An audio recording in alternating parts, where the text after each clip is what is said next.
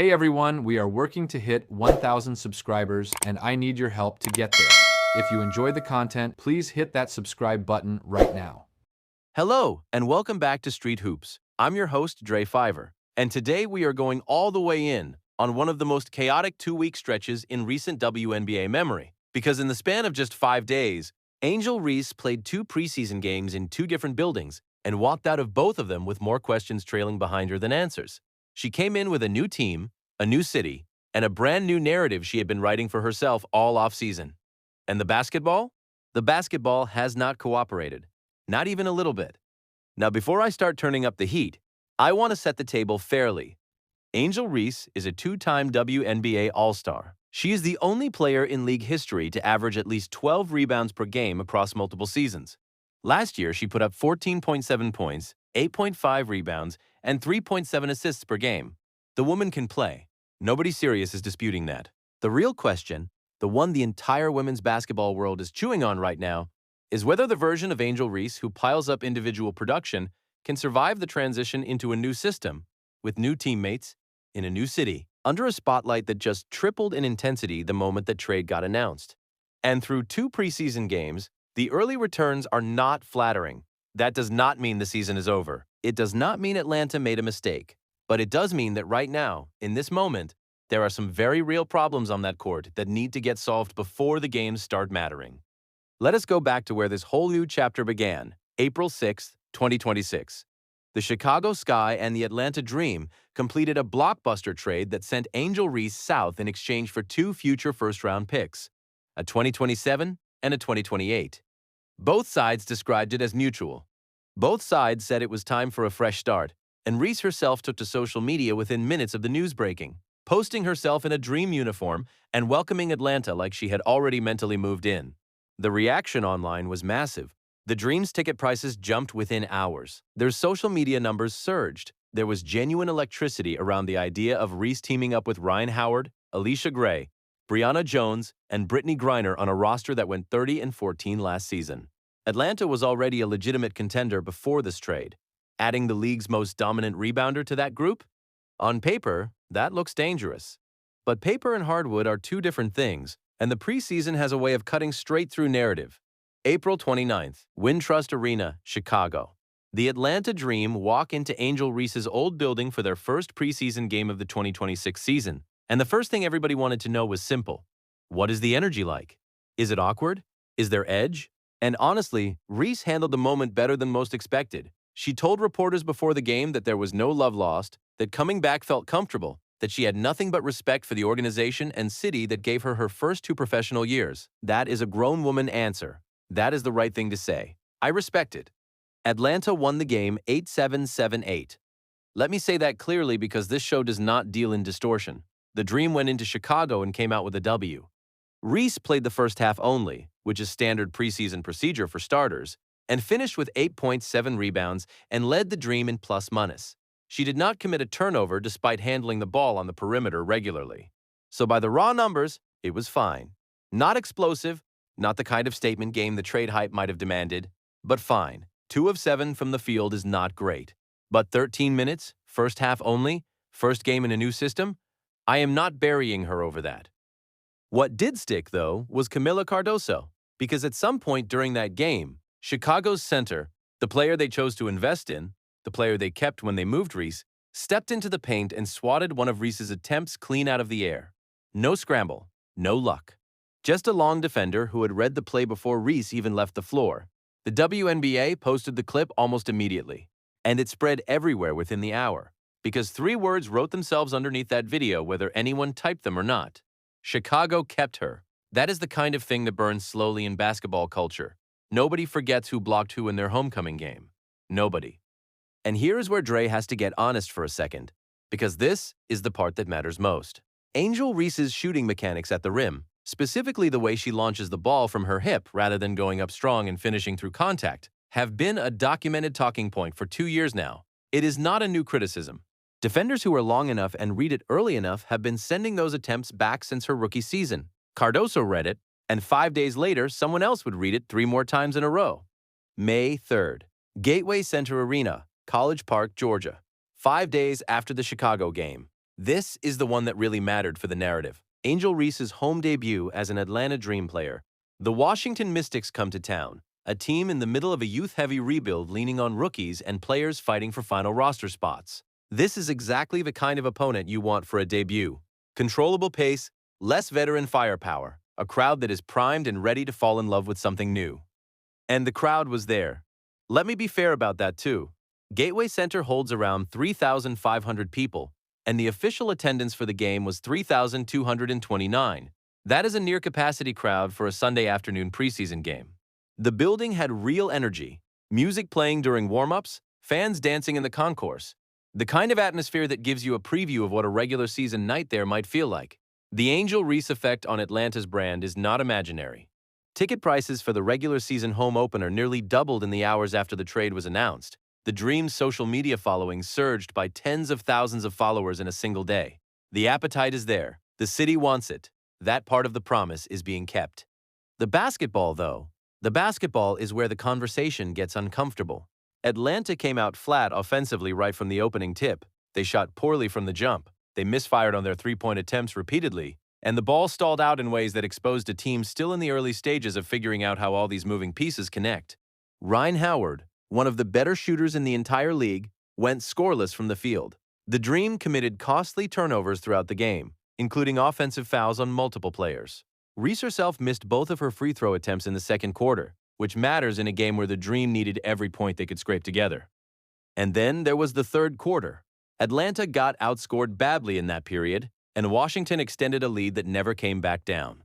The final score was 8-3, 7-2, Mystics. An 11-point home loss to a Washington squad that came into town without several of its veteran pieces, leaning on a first-round rookie in Lauren Betts, and a group of players most casual fans would have to look up on a roster sheet. Lauren Betts, 4th overall pick in the 2026 WNBA draft. A rookie, she finished with 17 points and made the interior look like her personal classroom, while Reese was on the floor trying to stay in front of her. Betts drew fouls. She scored at will around the rim. She used her size and footwork to get where she wanted to go, and there was very little Reese could do to stop it cleanly without getting into foul trouble. People watching that game were calling Betts the most dominant presence on the floor that afternoon, and that is a rookie in her first road preseason game, against a player who has been selling herself as Atlanta's new cornerstone all offseason. That is not what a star's home debut is supposed to look like. And then there was Kiki Iriafen, second-year player, still building her reputation, still someone that the average casual fan would need a program to identify. She blocked Angel Reese 3 times in that game. 3 separate times. The first one was bad. The second one made people rewind their screens. By the third, the video editors were already cutting the compilation together. Because 3 blocks on the same player in one game is not a coincidence. It is a diagnosis. Iriafen is listed at the same 6'3" as Reese. She is not taller, not more experienced, not a household name. She just read Reese's mechanics early enough each time to get there before the ball did. The hip launch issue, the same one Cardoso exploited 5 days earlier, 2 defenders in 2 buildings in 5 days found the same answer. After that third block sent Reese to the floor, she stood up, locked eyes with Iriafen, and slow clapped 3 times. And the internet immediately understood what that meant. That is not confidence. That is someone trying to manufacture composure in real time while the clip is already uploading. Dre's personal opinion right here, I actually respect the competitor in that reaction. She did not walk away. She did not put her head down. But the optics of slow clapping after getting blocked for the 3rd time in the same game by a player in her 2nd year? That visual is going to follow this story for a while. Now, Atlanta's head coach Carl Smesko spoke after the game, and his comments are worth paying attention to because coaches choose their words carefully. He talked about experimenting with different lineups, about giving the bench valuable preseason minutes, about the starters not having enough time to find their rhythm together. All of that is true, and all of it is legitimate coaching language. Preseason is legitimately for evaluation. You are not supposed to win preseason games, you are supposed to learn from them. Smesko is a brilliant basketball mind. He built one of the most dominant programs in college basketball history at Florida Gulf Coast, running a spacing and movement system that made him a sought-after name for years. He knows exactly what fits in his offense and what creates friction inside it.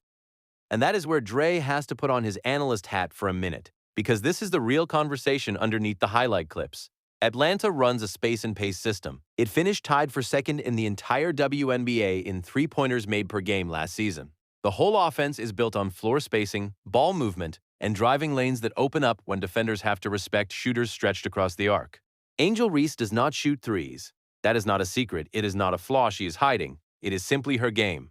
She operates in the paint, scores around the rim, and dominates the glass. Those are genuinely elite skills. But in a system that needs spacing to breathe, an interior-only player collapses the paint every time she sets up in the post. Defenses can sag, help can rotate freely, and the whole offensive machine gets gummed up because there is no threat from the high post or the perimeter to keep defenders honest. Smeško knows this. He is already experimenting with lineups 2 games into the preseason relationship. That is not panic. It is a smart coach doing exactly what smart coaches do. But the fact that the adjustment conversations are already happening tells you something about how the film sessions have been going. Here is the wider picture. And this is where the story gets genuinely interesting, beyond just Angel Reese's personal preseason struggles. Because while all of this was happening in Atlanta, something remarkable was taking shape back in Chicago. The Sky, the team that just endured back-to-back losing seasons and finished 10-34 last year, went out and rebuilt their entire roster from the ground up the moment this trade cleared. And the caliber of player they brought in says everything about how the rest of the league views the situation. Skylar Diggins, 7-time All-Star, one of the most dynamic scoring guards in the history of the WNBA. She chose Chicago.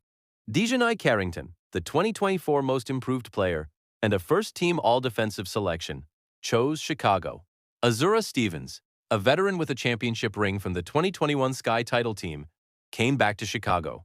The Sky then acquired Rickea Jackson, one of the most versatile and prolific scorers from the 2024 draft class, in a trade with the Sparks, and they used the 5th overall pick in the 2026 draft on Gabriela Jaquez, the UCLA national champion. All of this happened after the Reese trade was finalized.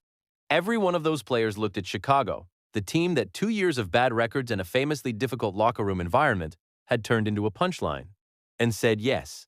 That is not a coincidence. That is not organizational luck. Multiple proven players at multiple stages of their careers all independently decided that the Chicago Sky, without Angel Reese, was a place they wanted to be. You can read between those lines, or you can pretend the lines are not there.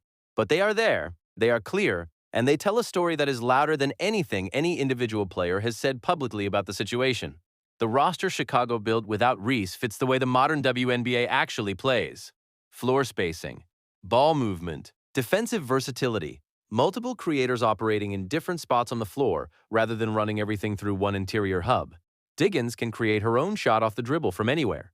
Jackson can score in bunches from multiple levels. Carrington locks down on the perimeter and pushes the pace in transition. Stevens gives them rim protection and championship experience in the front court alongside Camila Cardoso. And Cardoso herself, the player who blocked Reese in Game 1, is only getting better. She is the legitimate building block at center that Chicago clearly believes in.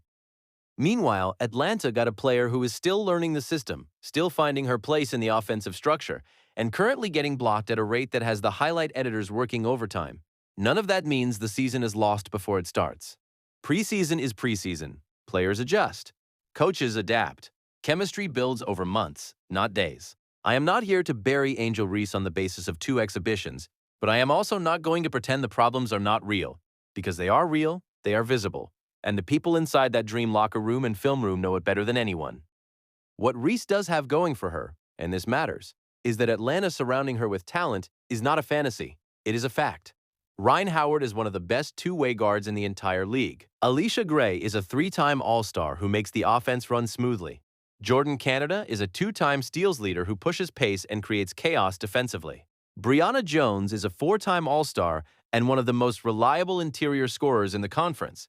And then there is Brittany Griner, an icon of the sport, who gives Atlanta a second massive interior presence that no other team in the East can match on the boards. If Angel Reese figures out her role in this offense, if she accepts operating in a more defined lane rather than expanding her game to the perimeter, and if Smeško finds the right lineups to deploy her, this team is terrifying on paper. Genuinely terrifying.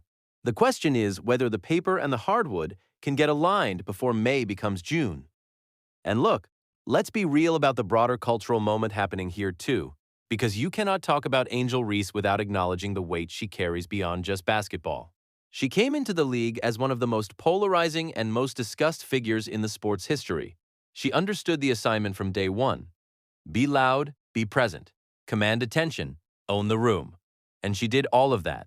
She made the WNBA louder. She brought eyeballs to the product that were not there before. She walked into arenas as a villain for some fan bases and a hero for others.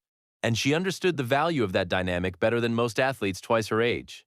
That is not nothing. That is actually something rare and valuable. But here is where Dre gets blunt, because this show does not soften things to protect feelings. The gap between the brand and the basketball, between what Angel Reese says she is and what the box scores have consistently shown, is a real gap.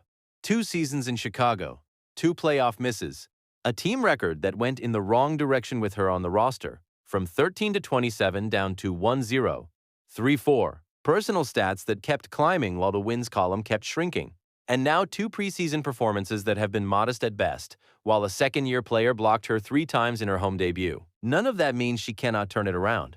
Some of the greatest careers in sports history have been defined by a pivot, by a player who finally landed in the right situation and became what they were always supposed to be. But the pivot has to actually happen, on the court, in the plays, in the shots that go in instead of getting swatted back into her chest. The slow clap was a moment. The regular season starts for real in a matter of days, and that is when the real story begins.